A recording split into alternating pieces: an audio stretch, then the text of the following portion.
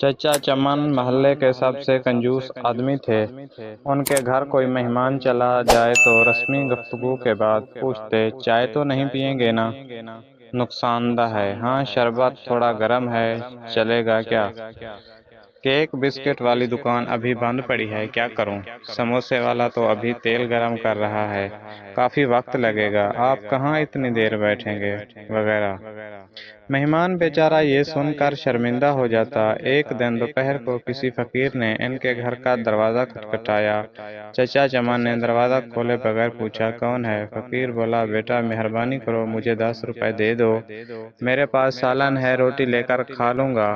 جاؤ جاؤ، دفع ہو جاؤ، نہیں ہیں میرے پاس پیسے۔ پتہ نہیں کہاں سے ایسے بیکار لوگ آ جاتے ہیں مانگنے کے لیے، کھانے سے دل نہیں بھرتا۔ چچا چمن نے بیچارے فقیر کو خوب باتیں سنائیں۔ فقیر مایوس ہو گیا۔ آخر اس کی زبان سے بد دعا نکلی، اللہ تجھے ہمیشہ کھانے سے دور رکھے، تو بھی کچھ نہ کھا سکے۔ اتنا کہہ کر وہ چلا گیا۔ چند روز بعد چچا چمن کے معدے میں شدید درد اٹھا۔ درد اتنا شدید تھا کہ وہ تڑپ تڑپ اٹھے۔ گھر والے ان کو اسپتال لے گئے۔ اسپتال میں چچا چمن کے مختلف ٹیسٹ ہوئے۔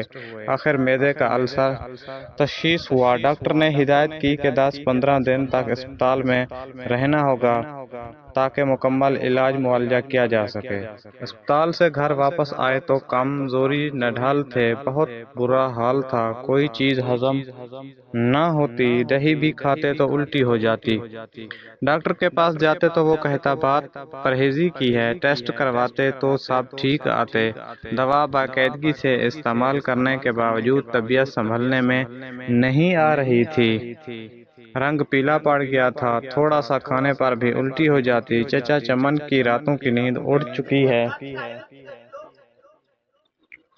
ان کو موت کا خوف ہونے لگا۔ ایک رات سوچتے سوچتے انہیں نیند آ گئی۔ خواب میں دیکھا کہ پلاؤ کی دیگ کے قریب بیٹھے ہیں اور سب کو چاول بانٹ رہے ہیں۔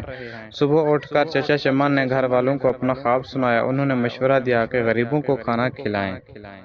چچا چمن نے خیر باورچی کو بلوایا اور اس سے پوچھا، بیٹا پلاؤ کی 10 کلو والی دیگ پر کتنا خرچ آ جائے گا؟ باورچی نے خرچ بتایا۔ چچا چمن 10 کلو کی دیگ پر ہونے والے خرچ کی سن کر بڑے پریشان ہوئے، لیکن پھر سوچا کہ شاید خیرات کرنے سے میں ٹھیک ہو جاؤں۔ انہوں نے اتوار کی ایک دوپہر کو یہ مشکل مرحلہ طے کر ہی لیا۔ محلے کے نوجوانوں کی مدد سے محلے داروں اور غریب غربا میں چاولوں کی تقسیم ہوئی۔